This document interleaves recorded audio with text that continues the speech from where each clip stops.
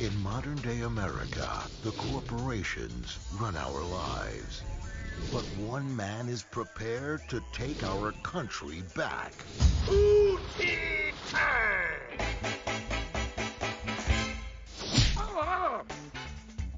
Pootie Tang! This summer, meet a superhero like no other. Pootie Tang's one bad brother, man. Pootie Tang whip your butt so bad that you can write it off on your taxes. SAH DAH TAY. Since the inception of Pootie Tang's ad campaign, sales are down 30%. He steals from me. I want him dead. Get that Pootie! Man, Pootie done did it again! Paramount Pictures presents, in association with MTV Films and Chris Rock Productions. We got Pootie Tang in the house tonight.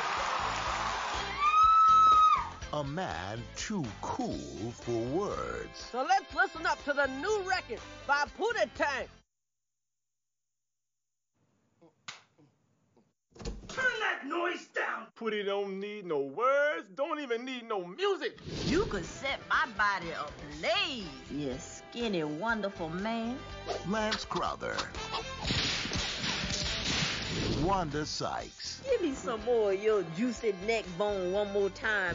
And Chris Rock. Daddy? You damn right I'm your daddy. Pootie Tang. You are funny, man. SAH DAH TAY.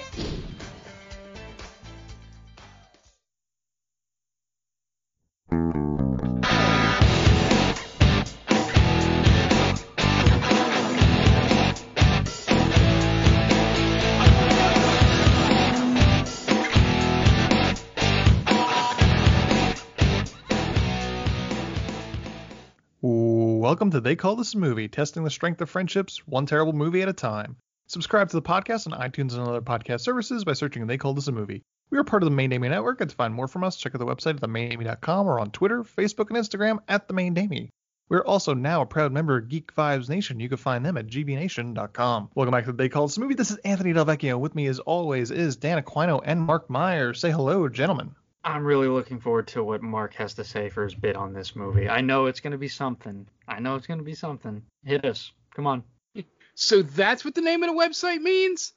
I was not expecting that. I thought you were going to go full like character actor. Oh, I can't do the Pootie Tang words. The whole thing with that part, it's one of the great things I love about our name for the website is that it's one of those if you know, you know. Yep. Sort of names. And I think that's what makes it great. And I was reminded by how great it is in the first 5 minutes of this movie, but we'll get into that. Well, before we get into everything, I just want to say happy episode 100, fellas. Yeah. We did it. So this is not officially episode. This is like the 100th movie we've done. So we've had a couple of episodes here and there where they're not really movies. So if you look on like the feed, it's probably like 102 episodes, but this is, for all intents and purposes, numbered episodes. This is episode 100, so congrats. And we picked the movie that means a lot to this website. But before we get into that, guys, have you watched anything this week? Yeah, actually, I watched The King with Timothy Chalamet. Chalamet. I don't know how you pronounce it. The kid from Dune. Sure. Shamalama Ding Dong. Yeah, I watched that. That was pretty good. He's actually a decent actor, that kid. Yeah, film Twitter seems to love him. I think he's fine. I don't get the whole falling in love with this kid thing. I think he's just okay. I think he's handsome. He's a good-looking kid. I mean, yeah, if you like that sort of thing. Listen, I'm not saying that I like him only because he's handsome. I get it. I get why the kids nowadays love them some I don't know any nickname for him. T-Shams. T-Sham? Yeah, he's got that flowing hair. He's got a good bone structure going on there. Again, I mean, The King had some pretty good talent in it as well. Like Mendelsohn is in it, or Mendelsohn. I can't pronounce anyone. Mendelsohn? Yeah, he's in it for a little bit, but I like him. But yeah, that was a good movie. I've been so busy when I come home from work, just doing stuff around the house, and we try to watch some movies. We watched The Witcher. When we have dinner, we'll be sitting down watching The Witcher. And again, another good-looking guy, man. Henry Cavill. good bone structure. There's something going on there. That one I won't disagree with. Yeah. Well, I don't know how old Tim is. Like, it's not weird to say he's handsome, right? No, he's not 17. He's in his 20s. Okay, he's of Dan age. was worried for a second. I didn't want to. This is a part of Pootie Tang that I want to get into, but I don't want to sound creepy. Obviously, Henry Cavill's a grown-ass man, so it's okay to say he's handsome, but I didn't want to tiptoe that line. And I don't know when The Witcher season 2 comes out, but I don't know how you guys feel about it, but I really enjoyed The Witcher. I thought it was, even on the second viewing, I thought it was just as good and maybe even better. And then I've watched the first 3 episodes of The Boys season 2. Okay. Yeah, I haven't watched either of those, so. Witcher or The Boys? Either. Right. Have you seen the first season of The Boys? Nope. Interesting. You just don't want to see it, or you just haven't? I just haven't gotten around to it. There's so many things. I'm going to assume that Mark hasn't watched anything this week. I watched one thing. Watch one thing. Okay, what'd you watch? Lay it on us. Not going to go into deep detail because we're actually doing a podcast on it and on another podcast. I watched the first 3 episodes of High Score. Okay. This week. It's pretty good so far. I mean, it's definitely made for a mass audience. We can get into deep detail when we talk about it on the Game Ball pod sometime soon. The one thing in that, I think it's episode 2 or 3, the one where they talk about adventure games. And I don't know if it would be awesome to have Roberta Williams as like a grandmother, or she would just be annoying as hell. Just how excited she gets about, the stories and creating the stories. I'm like, I don't know if it'd be one of those like, oh, this is a cool mom, we're doing a story together. It's like, Mom, just shut up. And I don't care anymore about your stories. I wanted more of them than they paid more attention to the other guy. I forget his name.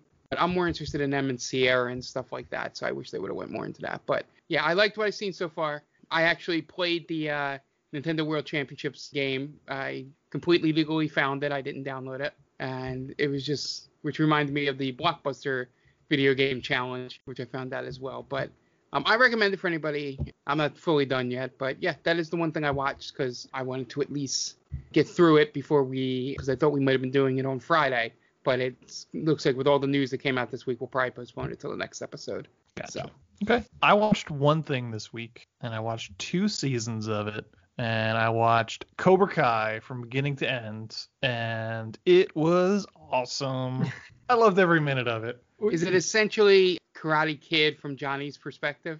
They're grown men. Daniel's kind of a dick. It takes it from his perspective, but it's 30 years later, and they're both dealing with still living in the same town, and Daniel's like a successful car dealer, and he's still super into karate, and Johnny is not the success that he hoped he would be. And then he starts Cobra Kai up again. It's so much fun. It's got a great soundtrack. So 80s. Paul Walter Hauser shows up out of nowhere for no reason in season 2.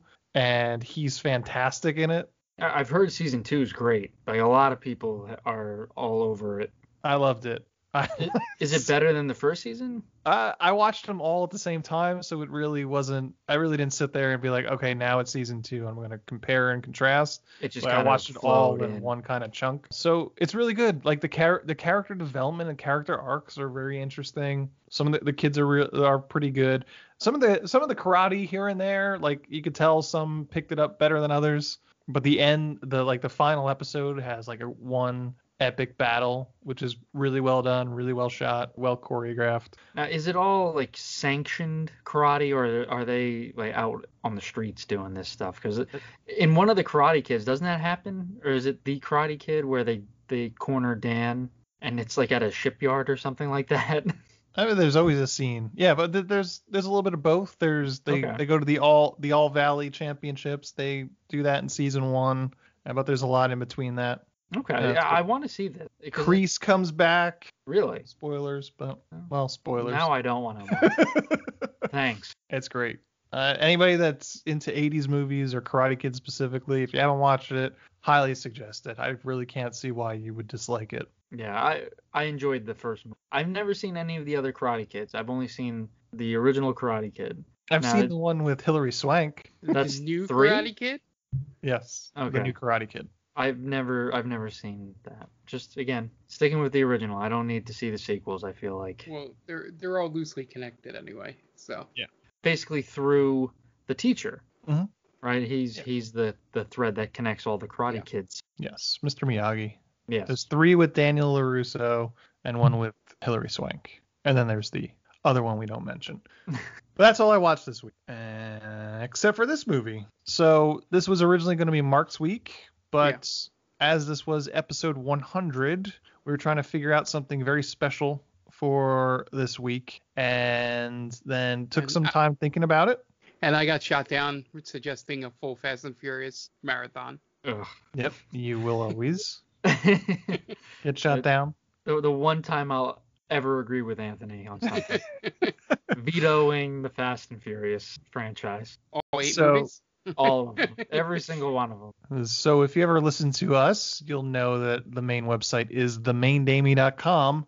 And that name is straight from the 2001 film Pootie Tang. So we thought, what better movie to watch for episode 100, as they call this movie, than Pootie Tang? So, gentlemen, where are you coming from with Pootie Tang? Well, right off the bat, I hate this movie. Secondly, as I was watching this with Jen, she questioned, like, why are you watching this? And I said, well, it's the website's named after it. Like, oh, really? I never knew that. And I said, yeah, it was Anthony's idea, essentially. It was, well, where did it come from? Because it was essentially an inside joke about how you guys love this movie and I don't like it. So whenever we spoke about this movie, Mark, I don't think you were around for this one yet, but Anthony and some of our other friends would just constantly say the jive talk to me as if that was going to make me enjoy it more. Right? I'd be like, I hate this movie. Like, oh, what are you talking about, man? Sign your pity on the runny time. That doesn't help anything. Why would that make me like this movie? See, this is the second time I've ever watched it, and I'm not going to lie and say I didn't laugh. I definitely laughed at some parts. And looking back on it now, where some of the actors have gone on to be more prominent, JB Smoove, he's like one of my favorites. He's great. And again, I laughed at some parts, but overall, I don't get this movie. I get it. I don't get why you like it, I'll say. How about that? I understand why people would like this movie, but I don't get why you like it. Okay. What about you, Mark? Well, this is my first time seeing it in probably a decade or more. I like this movie, but I don't think I've watched it as much as you, Ant. I don't remember if you introduced it to me or you mentioned it in college or something, and then I watched it on my own, but it was definitely around that time that I first saw it. But yeah, it's one of those movies where after coming back to it to a decade, I was a little worried about it. 2020 perspective on some things, but I was pleasantly surprised as I got a huge chuckle in the first 5 minutes of the movie when he's interviewed by Bob Costas, and I was just like, all right, here we go. I remember why I like this. This movie is one of those that I can't explain to other people why they should watch it. It's one of those where I'm just like, you just watch it, and if you like it, fine. There's not going to be any convincing to it, but I would recommend everybody to at least give it a chance. Okay, yeah. I named our website The Main Damey because of this movie, so I think that explains my perspective of this movie. I love this movie. I remember the first time I heard about it, I think it was it must have been like the 2000 video, or the MTV Movie Awards, or the 2001 MTV Movie Awards, where Lance Crowther shows up to present an award in character along with Chris Rock, and he's doing all the jive talk. That's the first time I heard about it. And then I must have watched it 2001, 2002 when it came out on VHS. It just cracks me up. I probably haven't seen this movie in 10 years either. I've always loved it, but it's not something that pops up often on television. So it's not something that I just catch accidentally. It's one of the most poorly put together films I've ever seen in my entire life. And a lot has to do with the studio really did a heavy edit, so there's probably a Louis C.K. cut somewhere. Oh, the C.K. cut? We'll never see that one. Which we'll never see ever. That will never see the light of day. So that's part of the reason. I mean, even the narration is not something that he wanted. I think Roger Ebert gave it like a half a star and said this shouldn't have been shown to studio audiences or theater audiences because it just wasn't prepared enough to be an actual film. And Louis C.K. agreed with that statement. So he basically, like, his vision was compromised. Yep. Where's the hashtag? Release the CK cut. He never really, he never fought for it. No. Even before everything came to light with him, this was his over the top. Right. Yeah. Right. Where Stallone never liked over the top. Yeah. This was him. Like, just, I want to forget about this movie. And I agree with him. I agree so hard with him. I don't agree with his choices, mind you. I'm not saying I agree with that. I'm saying with this choice and his comment, because it's so poorly edited. And this kind of brings a whole new light to this movie for me, because I thought, and they leaned heavily into blaxploitation here. Mm-hmm. So I figured, I was like, oh, that's kind of like, that's the gritty feel to it with how it was edited and put together, but apparently not. So I guess he really had a vision for this movie that just it was unfortunately never going to make it. Mm-hmm. So the narration is very jarring a lot of the times, and it's kind of all over the place. It's not a very cohesive movie. No, I think because this has created kind of a cult following since its release, and it's once it hit VHS and DVD. And I think part of it is because the humor comes from such an absurdist world where there are things that work and that work despite its shoddy presentation. Like the whole concept of this guy that just everyone can understand him even though he's talking nonsense and becomes like the superstar, and like all these ridiculous things of like the track that he releases that's just dead air and then becomes huge. I think I'm just drawn to absurd stuff. I mean, I think this could have been Adult Swim before Adult Swim. Like if you said like, we're going to make this show called Pootie Tang, put it on Adult Swim, it would have fit right in with the Tim and Eric's of the world, with this sort of humor that they're going for this film. I think if this movie is made a little later, where some of these people, like I was saying, like JB Smoove is now, like, people are really starting to, he's in bigger movies. I think this movie does better with audiences now. You have JB Smoove, you have Chris Rock in there, Dave Attell, Andy Richter, obviously Kristen Bell has a very small role in this at the end. David Cross is in it. Not a lot of people know who Todd Barry is, but he's a very good comedian. Todd Glacier is in it, the guy from Parks and Rec, Jeremy Jam. I don't know if you remember that guy. Yeah, he plays the board operator in the studio. He's like the tech. Like Missy Elliott's in it. Bob Costas is by far the best part of this movie, by the way. He's very good. Yeah, Conan O'Brien, Gwyneth Paltrow make appearances.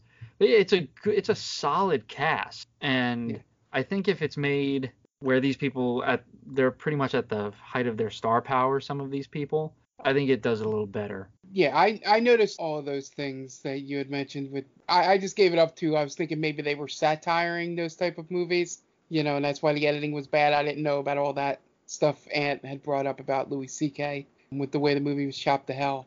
Bob Costas fits in perfectly with the absurdist part, and the fact that they got him to say the jive talk stuff is amazing. And knowing his background, he's probably one of the only sportscasters that would be game for that in that era to just do that, without knowing what the outcome was going to be. The other great thing is just the sheer fact that it felt like, at least from my viewing, everybody seemed to go for it. Nobody felt like the writing was like beneath them or anything in this. I agree. Even Chris Rock, who could have very easily felt that this was beneath him, because him and Missy Elliott were probably the two biggest stars at the time in 2001 in that whole movie. This originated as a sketch from the Chris Rock show. Oh, that I did not know. Louis C.K. was head writer on the Chris Rock show, and this was a sketch that came from it.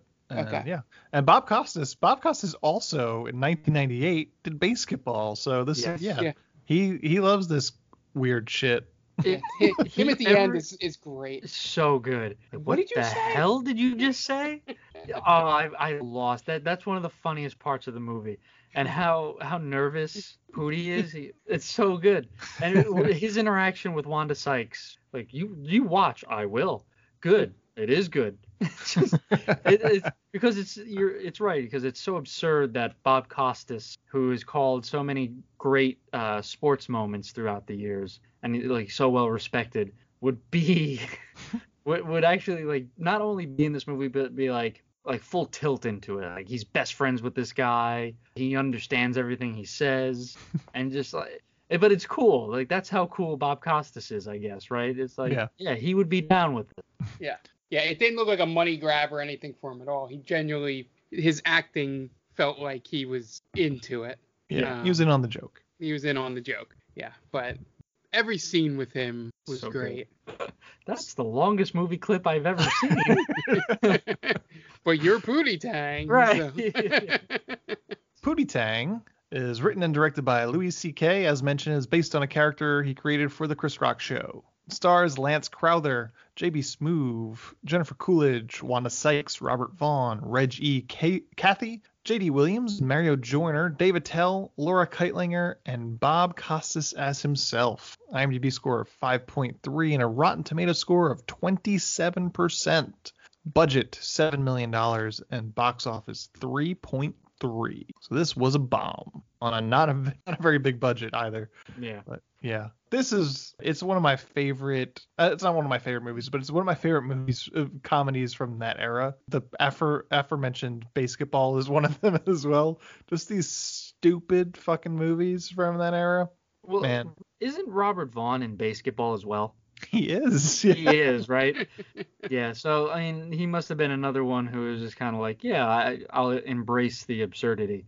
I like Basketball more than this movie. I feel like it's a little bit more coherent. It's better put together as well. Yeah. But it's not a good movie. No, but I love it.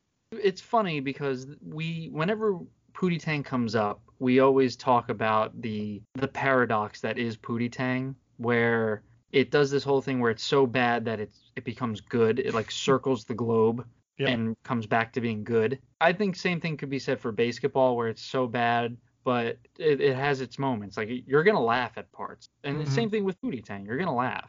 Yeah. Yeah, I think one of my favorite parts is the running joke of Chris Rock and the other guy, Lacey. I know it's hot out. I just said it. Yeah, but I'm just saying, it's hot out. Yeah, I love when he freaks out in the diner. Right. That's not Pootie Tang. I know it's not Pootie Tang. I just said it's not Pootie Tang. But then there's those parts that are great, like legit hilarious. And then you have parts where Chris Rock as the father is mauled by a gorilla. But it's so dumb. It's absurd. But, like, why does that need to be, like, it's too absurd. It's only the third time a gorilla attack has happened at that steel mill, man. I remember that. It doesn't help the joke to me. Oh, it is. It's so funny. But that's what I mean. It'll be like, you'll get some parts where it's moving along fine, and it's funny. And then it's almost like a jarring joke comes in. It, like, really halts the momentum. For me, at least. But it is a long gorilla mauling scene, I'll say. Yeah. They probably could have cut that short a little bit. It would have been funny if it's, like, Pootie's mom dies, and then tragedy strikes 2 weeks after, and when his father is fatally mauled by a gorilla, and, like, you just see him working, and then all of a sudden the gorilla tackles him, and smash cut to him on the bed. But, listen, they did it the way they wanted to do it, I guess. Although I will say there is a funny part in that scene where Chris Rock is being beaten up by a guy in a gorilla suit. And there's someone else in the background just continuously working. Yep. Yeah. Like, there's nothing going on behind him. He's doing his work. So that part is kind of funny. Yeah, now I don't know, because I haven't seen this movie in a long time, but I have a feeling the way we're talking about Pootie Tang is how I feel about conversations I have with people about Napoleon Dynamite. Where somebody may love or hate it, but you can always strike up a conversation mentioning the absurd moments that happen in it. Sure. It's one of those things, like, even somebody, oh, that movie's terrible, I hate it. You go, yeah, but what about the llama or whatever? And somebody goes, yeah, that's pretty funny. Like, just hearing what Dan was saying about it, I was like, oh, I remember a conversation with people that didn't like Napoleon Dynamite. But yeah, this movie, it just, I think what I liked about the absurd humor part of it is I couldn't predict some of the jokes, which is what made it great. To me, like the girl mauling and the way they introduced Biggie Shorty, I believe. Shorty. Wanda Sykes. Wanda Sykes' character. It just reminded me why I love those moments in these movies. All right, you guys want to get into the plot? If there is one that exists. I was going to say, is there really something to get into plot-wise? It's really just, we could just ramble about this movie and that would be the plot. Yeah. Dan, what do you got for us this week? All right, so as always, just giving a quick shout out to our good friend Tia from the Top 10 with Tia podcast that is on Geek Vibes Nation. It's a podcast where Tia and her friends get together, they have a few laughs, they discuss their top 10 lists. So definitely go give her a listen. You could follow her on Twitter. It's at TC_Stark. She's a big fan of ours. We love her. Thank you for listening and giving us a shout out as well. So yeah, go check her out. Okay. And we are going to take a minute to listen to some messages from friends of the podcast, and we will be right back. Hey everyone, this is Steve. And this is Adam. And we're part of the Hop Nation USA podcast, Pittsburgh's #3 craft beer podcast. Join us every Friday for new beer reviews. We'll talk about the news, history, and homebrewing. Plus, we'll sit down with the best brewers and industry personalities that'll have us. So whether you're a casual drinker, a hazy boy hophead, or even if you're a whale hunting cellar hoarder, just search Hop Nation USA on Apple, Spotify, or your favorite podcatcher and join the nation.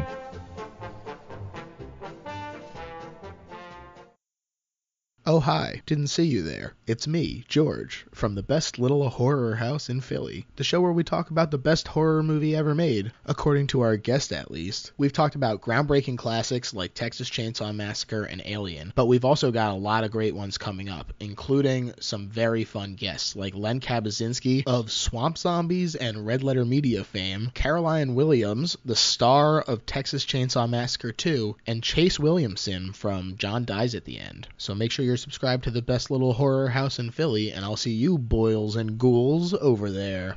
And welcome back, and now it's time to get into the plot for Pootie Tang. We open on a Bob Costas interview show as he interviews Pootie Tang himself, who's labeled as an international superstar. Pootie has a new movie called Sign Your Pity on the Runny Kind, which then Bob Costas segues into showing a clip of the movie. So the movie that we see is the clip, so it's essentially a movie within a movie of sorts, or I guess a movie clip within a movie of sorts. One of the things I like in this one is that Pootie is naming the people in it, and he goes JB, Truckee, Lacey, Biggie Shorty, and Robert Vaughn. I do like how this movie's very meta. Yeah. That's a pretty interesting part to it. Yeah, and this was the first part of the absurdist Bob Costas saying the name of the movie. Sign Your Pity on the Runny Kind. I would just love to get behind the scenes and know how many takes it took him. So we get a VO from Truckee over a bunch of stock footage as Truckee talks about the wage gap, and it's all thanks to Dick Lecter, who is the head of corporate America, as they put it. But there's only one man that could stop him, and that's Pootie Tang. We then cut to a drug deal between Bad Biddy and Dirty D. Dirty D does all the dirty deeds for corporate America. They set to exchange drugs and money, but Dirty D wants to test the drugs, so they try to get Kid, the dumbest kid in town, to try them. Then Pootie Tang comes in and breaks up the drug deal. The Dirty D joke is one of my favorite bits in this movie. It's been so long since I've seen this movie that when they were offering the kid crack, I thought the kid was going to do it. But this movie, it's not what you think it is. Like there's hardly any cursing in it. It's actually a very tame movie. Yep. Right. So like they're not really gonna have this kid smoke crack, are they? I mean, I feel like that's not a good message to send to anybody, regardless of what kind of movie you're shooting here. Thankfully, they don't do that. That was another thing. Studio, I think the original Louis C.K. script was going to be more R-rated, and then the studio asked them to cut it down to PG-13.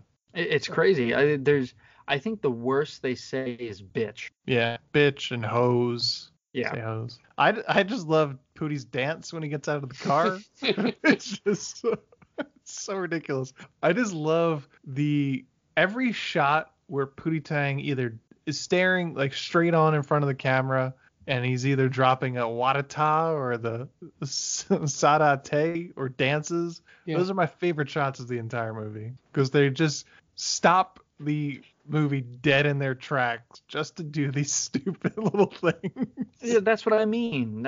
It's just the movie won't be able to really gain momentum because it does stuff like that. Like a joke won't land, or they'll focus on something that's really not that funny. But I will admit, when there are parts where Pootie Tang is like dancing around and it's just so silly that it is very funny. When he's dodging bullets, it's great. Yeah, it is funny. I think it's a pretty well-known scene. Mm-hmm. Yeah. People use it all the time as a GIF on Twitter. Yeah. So Pootie Tang comes and breaks up the drug deal. So both Bad Biddy and Dirty D, they shoot at Pootie, who dodges the bullets and uses his ponytail to deflect them. Then he uses his belt to beat up some thugs. Dirty D tries to get away, but Pootie jumps into the window of the car and forces Dirty D into a car wash, which leaves him all clean. And then he looks straight in the camera and says, SAH DAH TAY. That scene in the car coming out of the car wash got me, because I had that they went the extra mile to make him look pristine and white in everything he wore. Yeah, he looks like an angel. Yeah. it was taking that bit one extra mile, and I loved it. The actor who plays Dirty D, Reggie Cathy, yep, he's another legit actor. Yeah. He's a good actor. Yeah, he's in Luke Cage. Yeah, he was in SWAT. I remember him in SWAT. And I think he was in Fan Four Stick. Yeah. Right? He's what's his name's father. I think he's Johnny Storm's father. Yeah. And yeah, he's not the reason why that movie sucks. Oh, no, not at all. He's a good... I like him. He's very good. So even in this movie, he has some funny lines in it. Dirty D's great. Smacked him like a bitch. That's the best. That's probably the best line towards the end. Towel my ass. There's a good outtake at the end of the movie when he's like, I can't hear you because I have earplugs in, but haha. He's in The Wire. He was in The Wire. That's right. Yeah. What is he in The Wire? He's a cop in The Wire. Norman Wilson. Is that him? That's the name on The Wire. Okay. Yeah, I do remember him. I thought he was in The Wire. So is the kid who plays Froggy in The Wire. He's also in Oz. Yeah, I know they recycled actors on HBO for quite a while. Again, just real talent in this movie, and it's just almost like a throwaway for some of these people. Yeah. He's an Emmy Award winner, I believe. I wouldn't doubt it. I think it seems like for House of Cards. He won an Emmy. Yeah. Good. He should. He's a very good actor. Oh, he died in 2018. Rest in peace. Really? Oh, shit. I did not know that. Well, he was a very good actor, I will say. I am sorry to hear that. He won Outstanding Guest Actor in a Drama Series in 2015. Nominated 3 times for the same role. 59 years old. Mm-hmm. Unbelievable. Then we cut to the credits to the movie within a movie, Sign Your Pity on the Run kind. Song sung by 702, which was a girl group, I suppose. Yes. Jen thought that was 3LW, by the way. If you told me it was, I wouldn't have known. Oh, no, I'm sorry. TLC, she thought it was TLC. At least 3LW would have been time. Correct time. Is this post Left Eye? Yeah. That's not. What's that group, TLC? Like, no. Oh my God, no. How dare you? So we cut to 1979, as Truckee says. Pootie Tang grew up in a small town just outside Gary, Indiana, called Chicago. Find out that Pootie was born, and when he started to grow up, everyone realized that he had his own language. As a kid, Pootie Tang has a way with the ladies, specifically adult women, even though he's like 7. That's the part that when I was alluding to with the whole Timothée Chalamet thing. Yeah. It's creepy, man. They really insinuate that Kid Pootie is just nailing all these grown women. Mm-hmm. Right? I mean, I feel like in any time period, that's kind of suspect, right? Sure. Okay, so it's not just me. Like, I'm not being a buzzkill. No, it's played as a joke, as underage boy to adult women always is played as a joke. I mean, 12 years later, That's My Boy came out, and that was the crux of that whole movie. Yeah. The Adam Sandler movie, right? Yeah, where he nails his teacher. Yeah, when he's like 12. To me, I don't think I ever found that stuff funny. It always just came across as creep. Growing up, since we're guys, we always would. I know when I was in school, like, oh yeah, the teacher's hot, this person's hot, blah blah blah. It was just like, yeah, it's weird. Like it's very frowned upon for a reason. Yeah. The only thing in this entire sequence that made me laugh was just the camera shot of when she was throwing the things out at him. And he's just standing there. Just standing there. Yeah. Oh, that kid might be the worst actor ever. Yeah. I don't think he's supposed to be a good actor, right? No, his reaction shots are just stone face. Yeah, it's just like him no standing reaction. there. I laughed harder and harder the more stuff she threw out. Well, when she throws the big wheel out, that's pretty fun. Right. Damn you, Pootie Tang, don't go. I think the difference here is that's my boy. There's ramifications and it's straight up like, no, he fucked his teacher. Mm-hmm. It's different because it's a PG-13. They don't take that extra step. It's just like, oh well, the ladies love him, but Pootie stays away from the ladies. Really, that's what his dad teaches him. But it's also, there's no consequence. It's like, it's sort of almost like in the same thing that in Looney Tunes you could see Daffy Duck get blown up or Wile E. Coyote fall off a cliff, but there's no consequence, so the violence is okay. Right. Yeah. Like no one gets hurt essentially. Right. And they insinuate, but they never confirm. Right. For all we know, little Pootie could have just been hanging out. Yeah. They just love him, so they give him milk and cookies. Yeah. No nookie. No nookie. No nookie.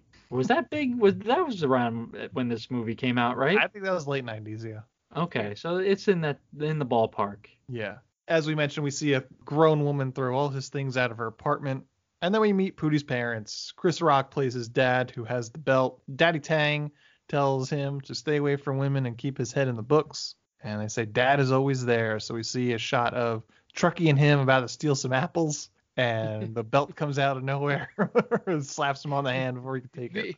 The kid actor playing Truckee is just great. Seeing that kids could looking be, around. They might. I think they went back in time and got JB Smoove when he was 11 years old. That was like pitch perfect casting. But again, that's like, I guess we would know in the credits if it was his actual son, but I don't think so. Once again, the little kid that's playing Pootie he's like smiling throughout the entire scene. It's pulling me right out of it. I'm glad that we found one thing that you don't like about this movie, and it's a little kid. I actually think it's funny. Like it's so on brand for you, by the way. Terrible. Anyone who knows Anthony knows that he hates kids. That's true. I do. So it's very on brand that you would not like little Pootie. So Pootie's mom dies when he's young, and then 2 weeks later, his dad is mauled by a girl at the steel mill. Only the third time that's happened at the steel mill. So dumb. Again, just totally. So it makes no sense for a movie that makes no sense. If that makes sense, right? It's just it's beyond absurd. I love it. It doesn't even make sense why Louis C.K. would write that into the movie. That's not his type of comedy. I don't know. I don't know what to tell you. On his deathbed, his dad gives him his belt, and he tells him, as long as you have right on your side, you can whip anyone's ass with that belt. It gives him a warning and tells him, don't let the ladies come between him and the belt. Then we cut to present day, and Pootie Tang has it all. He's got a music deal, he's in movies, has fancy clothes and famous friends and fancy cars, and the women love him. But Pootie doesn't let it all go to his head because he likes to give back to the community by doing PSAs for children, telling them to recycle and eat good food, go to school, and all that kind of good stuff. So he's really giving back. I think what this scene lets people know that's watching it is that the whole population, there's probably a better word for it, has completely bought into Pootie Tang's language, because none of it is played as weird or strange. Like, everybody knows what he means in this. And it's just funny using the PSA thing where I'm still confused at times what certain phrases mean. And because they use them in this PSA and in different moments that wouldn't be safe for kids. I think I'm more admiring that they made an entire language, for a movie, as a person that's writing a story for our D&T podcast. Just the fact that I wish I could create an entire language that people would get a kick out of and even partially understand. Sure. Well, it's not like he has an entire language, right? He really only has 3 or 4 sayings throughout the entire movie, right? He's got his set sayings. It's SAH DAH TAY, Wadata. He says, sign your pity on the runny tine. Yeah. Runny kind. Main Damey. Tays. Main Damey. So this is all like a fever dream, really. he's speaking in tongue. Right. But there are points where you can understand what he's saying. It's like even you as the viewer, it's like, oh yeah, no, I get through context clues. I understand what he's saying. Right. There's a scene where Truckee is wants to go to the farm with Pootie. Yeah. And he's explaining how he's sorry and everything, and like, do you think you could forgive me? And then Pootie, Pootie says some gibberish, and like, oh, okay, I understand what that means now. But yeah, it's essentially you realize what he's saying through facial cues. Yep. And what the context of the scene is. So anyone could really understand him. Yeah. So Pootie's PSAs have pissed off Lecter Corp. His PSAs are affecting sales of Lecter Corp, which includes burgers, malt liquor, and cigarettes. So then Pootie's crew is hanging out on the corner talking about how much Pootie Tang kicks ass.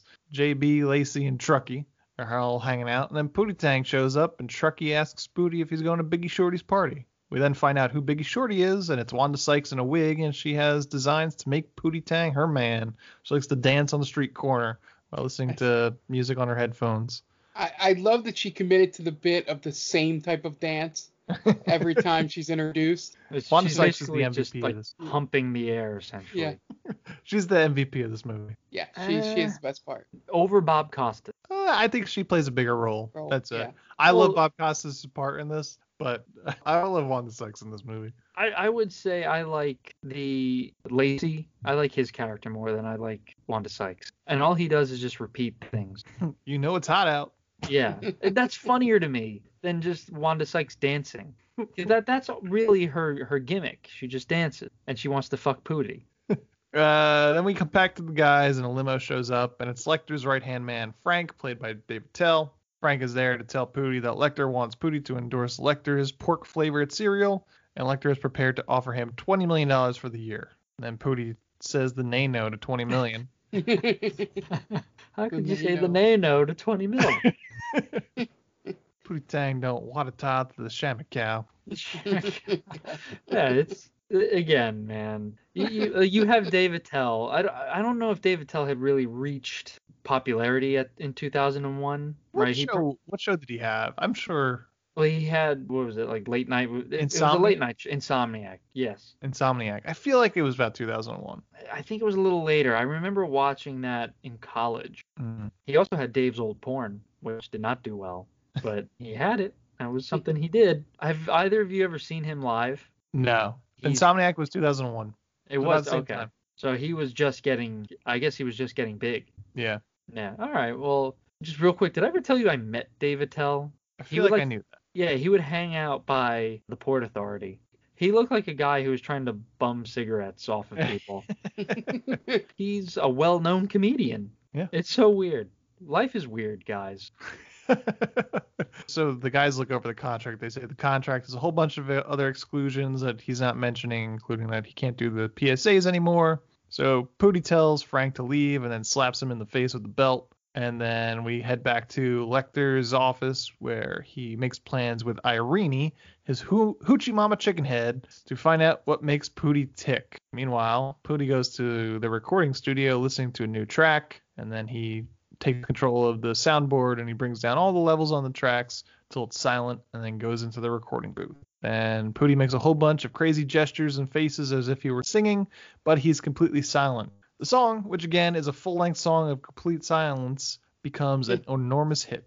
I just like the way this joke builds in the scene when it gets put on the radio. It's a thing where I said I couldn't predict where the jokes went. And this was another one of them where you think it's going to be one of those things where it's like over and everybody's like, okay, it's done. But then it just cuts into everybody dancing as though there's music there. Yeah. And it's just amazing.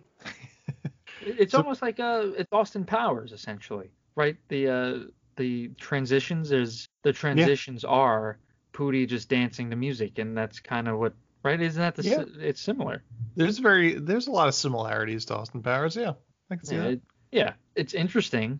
It's an interesting way to transition, I'd say, but it does kind of put a stop to the movie because we're in Austin Powers. It's just like a real quick little scene, With Pootie Tang, it's like a minute.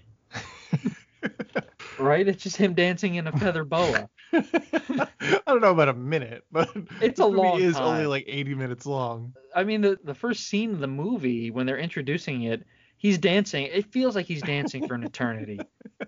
It is kind of long, but it's hilarious. Okay, as long as I'm glad that you're not like, oh no, that's not right. That doesn't make sense.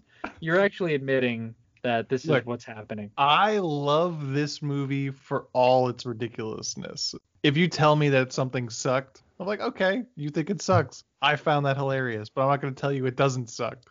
All right, well, as long as you're fair. That's all we ask on this podcast. Is I think if anyone tells me that Pootie Tang sucks, I'm like, well, I could see why you think that, because it's ridiculous, it's poorly put together, and it makes no sense.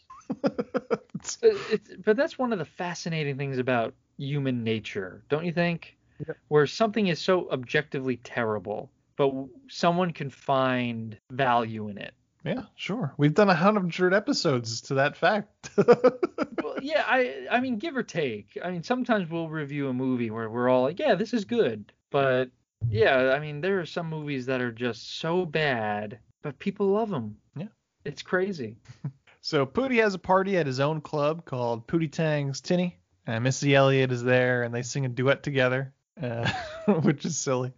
After the performance, Pootie takes his shirt off and goes up to his penthouse. The woman that's there manages to cling onto him and get into the elevator with him, freaking out and wanting to spend the night with him. And then he gets to his door to his penthouse and manages to escape through the door from her and closes the door in her face. And she tells him that he can't do that to her. It's not right. So then he puts a saucer of milk out in the hallway and leaves it there for her. And she laps it up. And she drinks it. Oh, man. So disrespectful. So disrespectful. But fucking hilarious. I will say that. The voiceover after that with JB Smooth talking about it, when like how bad does it have to be? Like, look at her drinking milk on her knees. Like, it's pretty good. She's fine. Why'd Pootie give that up? Because she's crazy. Because she's crazy, yeah. So then Biggie Shorty is hanging out on the street corner dancing. Pootie Tang drives up in his Corvette and they talk for a minute. She asks if he's coming to the party, and he says, "Wada-ta," and drives off. Then Todd Barry and an old man drive up, mistaking her for a hooker, and they ask her how much it would cost for her to do both of them. So she smacks the old man in the mouth a couple times with her handbag and tells him that she's not hooking just because a girl wants to dress fancy and dance on a street corner next to a bunch of whores. You automatically think she's hooking. And then she calls Todd Barry a greasy bastard. Greasy, yeah. Greasy bastard. Favorite line reading of this entire movie. A greasy bastard. And that's how they're credited on IMDb. Yeah, greasy. Yeah, they're greasy. Just that's it. But again, people who might not know Todd Barry, is just like his deadpan delivery. I wish he had a couple more lines in it, because he wasn't as big at that point. Yeah. But man, he could have nailed that if they had given him some more lines. I wish he had a bigger part. It's a good scene. I'll give it that. So then we have Biggie Shorty's party. JB and Lacey are talking about how difficult it is to get into Biggie Shorty's party. And Lacey pisses off JB by just restating everything that JB said. And then Chucky's dancing with a girl who gets turned off by how he dances, and she walks off. So then he goes and tries to find her. Meanwhile, at the bar, Biggie Shorty talks to Pootie, telling him that they are destined to be together. Chucky continues to look for the girl he lost, and Irene runs up on him and starts giving him the most unpleasant hand job ever until he tells her Pootie's secret. Jennifer Coolidge is just amazing in everything she did back then. Yeah, she's funny. She did rule the early 2000s, like these comedies. Yeah. She was your go-to, kind of like Bimbo. Yeah. But she's so funny. So Pootie leaves the club. Outside the club, a tweaker jumps Pootie with a knife, and Pootie manages to knock him out with the belt. When the guy comes to and tries to shoot Pootie, Pootie uses his belt buckle to deflect the bullets and deflects one back and hits the tweaker. So Pootie cries over the body, screaming to God in his weird language, and then the guy comes back to life, and Pootie's like, "Oh, okay, never mind, bye." He pisses out. What is this? He says something like "shot a tay" or something like that. Shot a tay. So yeah, like, all right, shot a tay. I will have to say this is my favorite scene in the movie for me. Okay. Just him him doing the really dumb emotional stuff in the scene where this guy, and it's like, Pootie never wanted to kill a man, but he's always sad when he does, or whatever he says. Right. So he has killed before. Yeah. And then just the acting in it was great, just because it's so over the top. Right. I do really love this in the movie. So then Pootie Tang goes to the grocery store, and Irene literally runs into him and slaps him around. It's a wild scene. Beating the shit out of Pootie Tang. My favorite part is she knocks over so much shit before she gets to him. Oh, like the pork rinds. Yeah, but she's just careening this cart down the aisle and just knocking over displays and then hits him. I like how Lance acts in this scene where he just looks so helpless and just so beaten up. He's just like, what is going on here? We find out that Pootie's weakness is hoes, and Irene's a hoe. Right, she's a chicken head. Yeah. Yeah. So Irene brings him back to her apartment. She gets his belt and gets him to sign an Electric Corp contract. And now public opinion is turning on Pootie. Everyone thinks that he's a sellout. The one guy talking about his kid. That guy is fucking great. He's one of the best actors in the movie. He's so good. He's just a random guy. It's him and the Jamaican woman are so funny. Like my kids came down to me like, Dad, why is he doing this?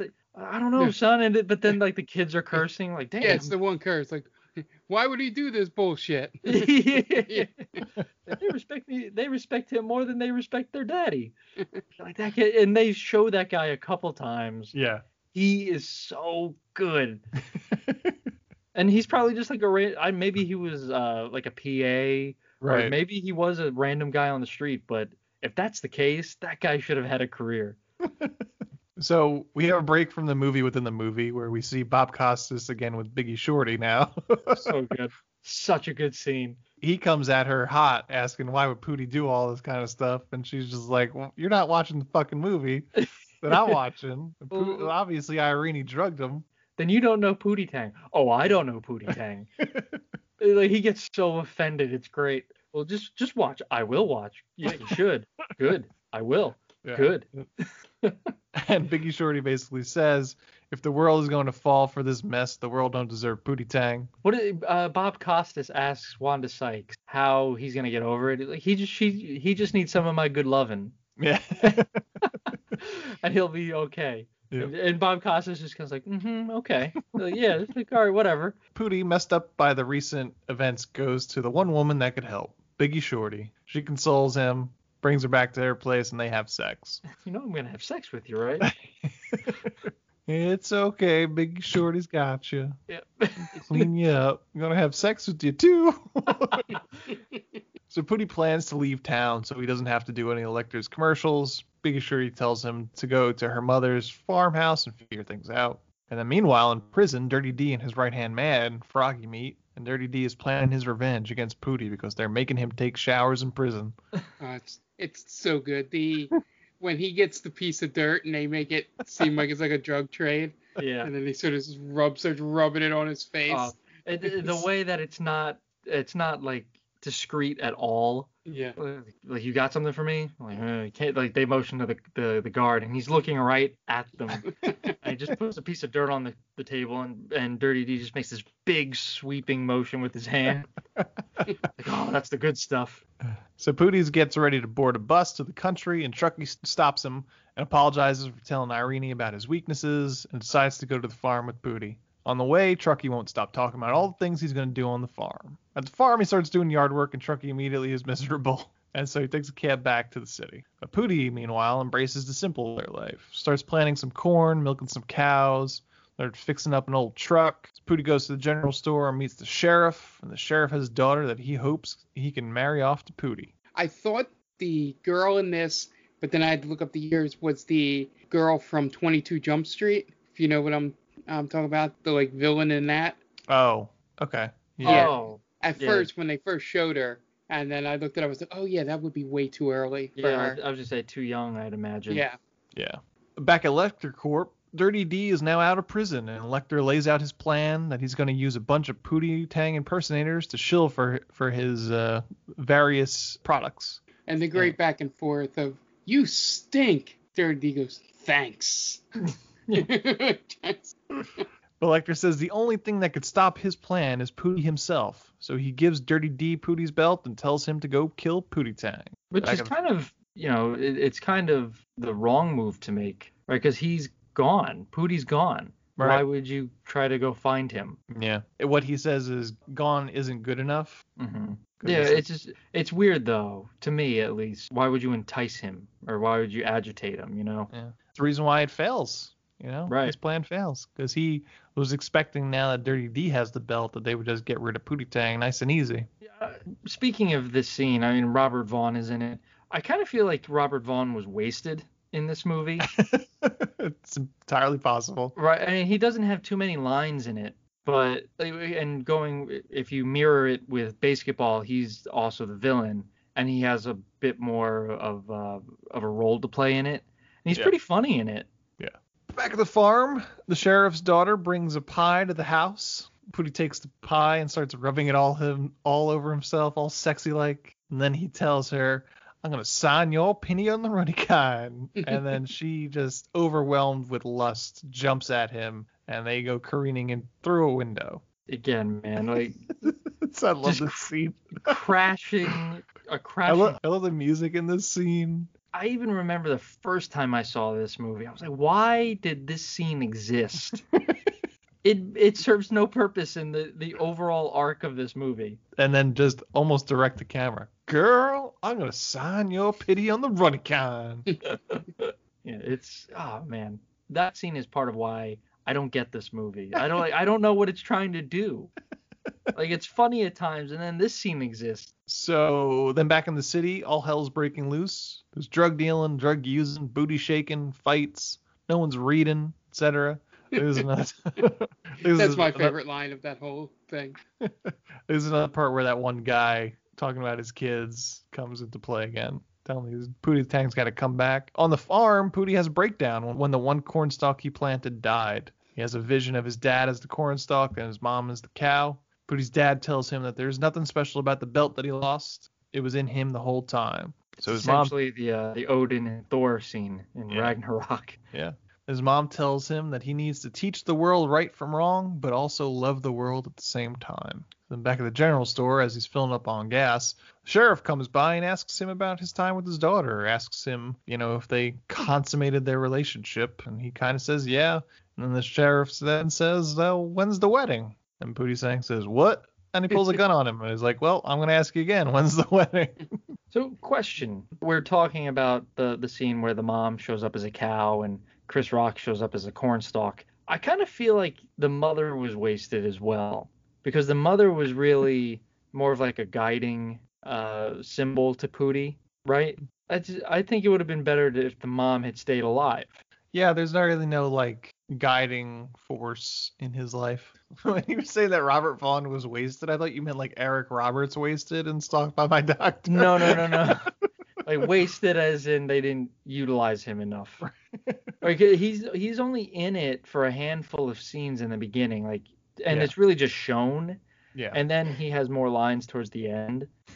It would have been better if Robert Vaughn had been utilized throughout the movie, not just sparingly, in my opinion. So you don't think he was drunk? Maybe a scene or two. I'm not gonna rule that out.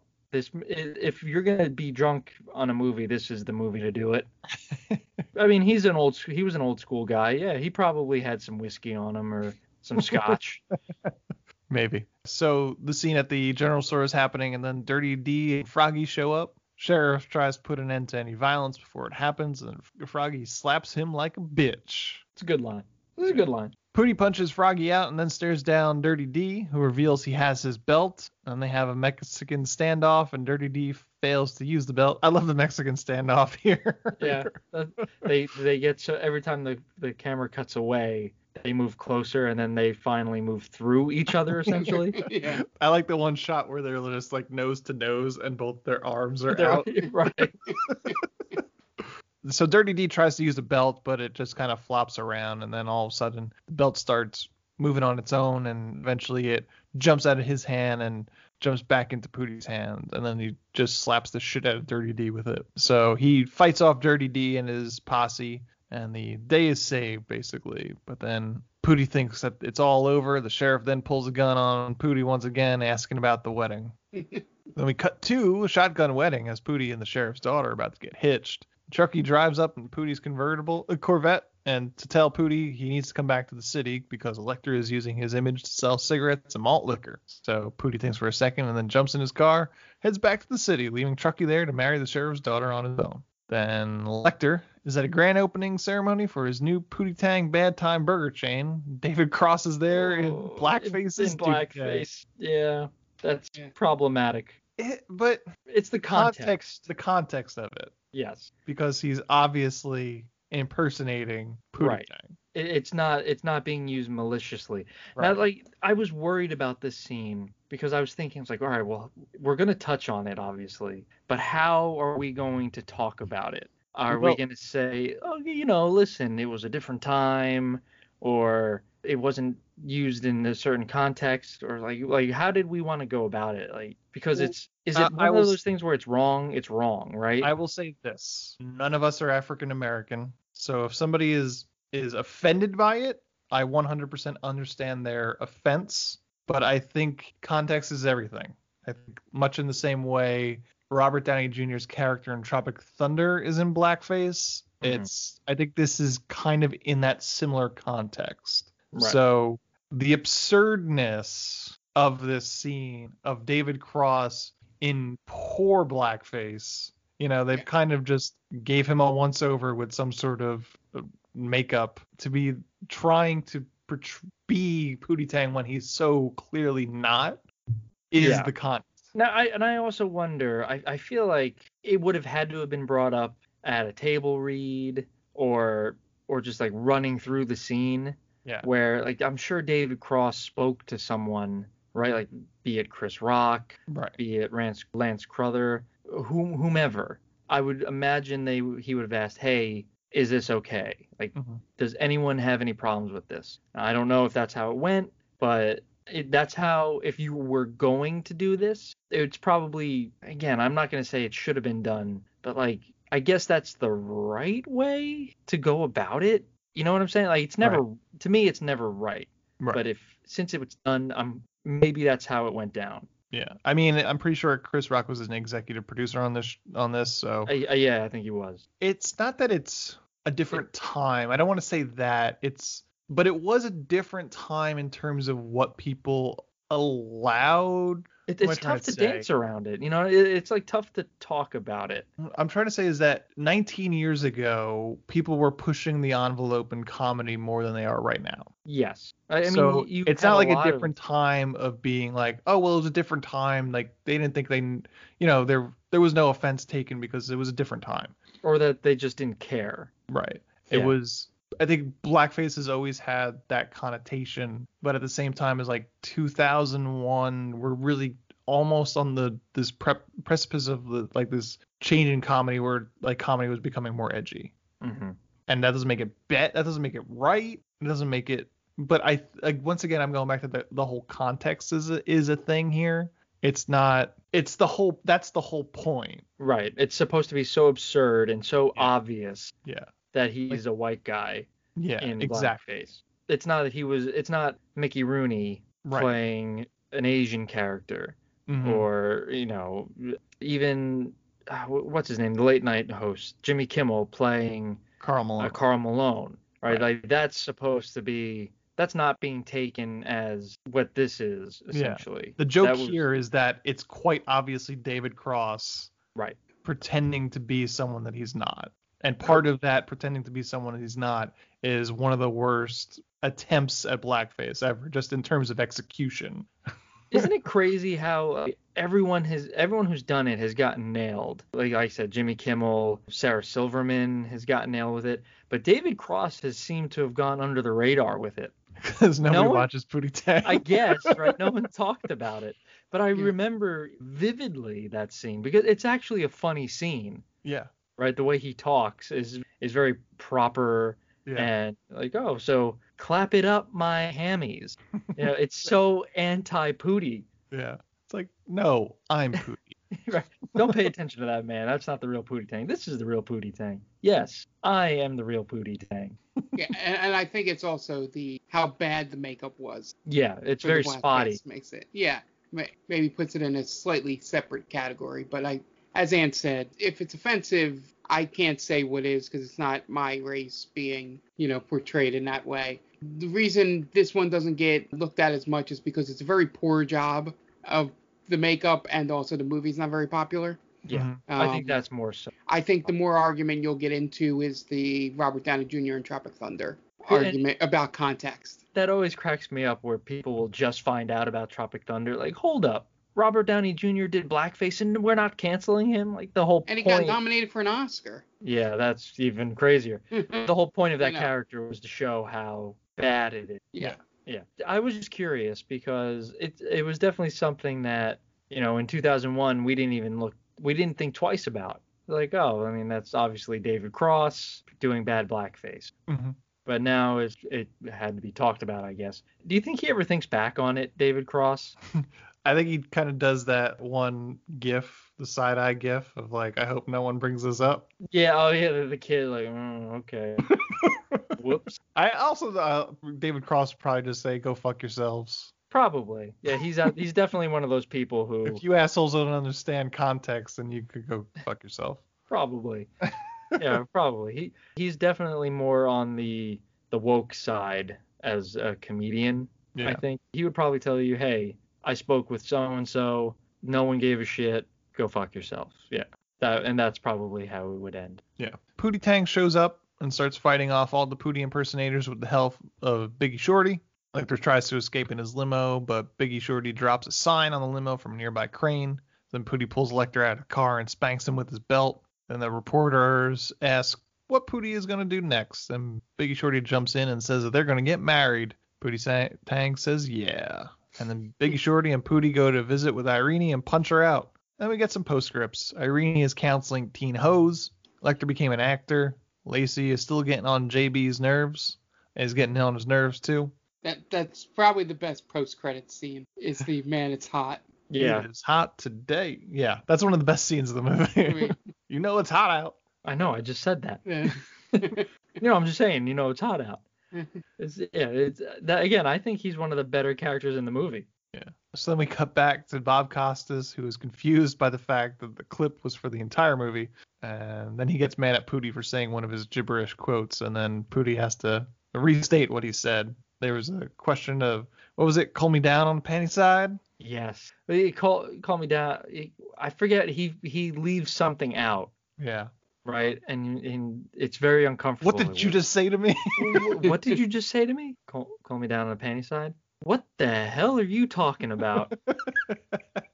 At this point, I thought it was going to switch the bit where, Bob Costas the whole time had no idea what Pootie That's what was I thought too. I was like, oh, he didn't understand what was going on. But yeah, it's like, call me down. Oh, call me down on the panty side. Okay. Classic Bob Costas. Yeah. He should have been nominated for this role. He's good in it. And then we get some outtake scenes and some deleted scenes during the credits. One including a very young Kristen Bell. Far too many outtakes, deleted scenes, by the way. Yeah, I don't think we really needed any. And more of him dancing. He dances for another lot of him 5 dancing. minutes. Yeah. And that's it. That's Pootie Tang. It's a quick 82 minutes. and half of that is stock footage and the other half is in slow motion. Yeah, to me, this movie, now it makes a little more sense now that I've learned that the studio kind of butchered it. I get what it was trying to tell, but its execution was poor. Like I said at the beginning, I wasn't going to lie and sit here like, I hated this movie. It didn't make me laugh like Johnny English did. I didn't like that movie and it didn't make me laugh. But this movie I didn't like, but it does have a good amount of funny scenes. So credit where credit's due. Again, I mean, it's hard not to laugh, right? I mean, you had, for everything that he's done, Louis C.K. was a funny guy, I guess objectively. Chris Rock is funny. Wanda Sykes is funny. I love J.B. Smoove. He's funny. We said Jennifer Coolidge, Dave Attell, and Bob, I mean, even Bob Costas. Like, everyone was funny, but it's just like some of the jokes were I don't know what happened. I think they landed more often than not, but the ones that don't land just really hurt the movie, in my opinion. It just brings it back down to zero. Okay. Mark, what are your final thoughts on this movie? Yeah, it was nice to go back to it after, not seeing it for a long time. And I was surprised at how many scenes actually made me laugh out loud. But yeah, it was a little weird finally because I've heard more context of this movie in terms of like 4 or 5 lines from you, Ant, than I've seen the whole movie in the last 10 years. So it was kind of weird to go back and just see the context of everything and finally get a lot of the jokes like in full instead of just going, oh yeah, I kind of remember that. Like I said, I think it's a movie that if you're into absurdist comedy and just want to at least check it out, it's one of those movies you can't like push a recommendation on because it's going to feel like you're putting too many high expectations on it. So yeah, final thought is if you like any of the actors in this movie, at least give it a shot. Okay.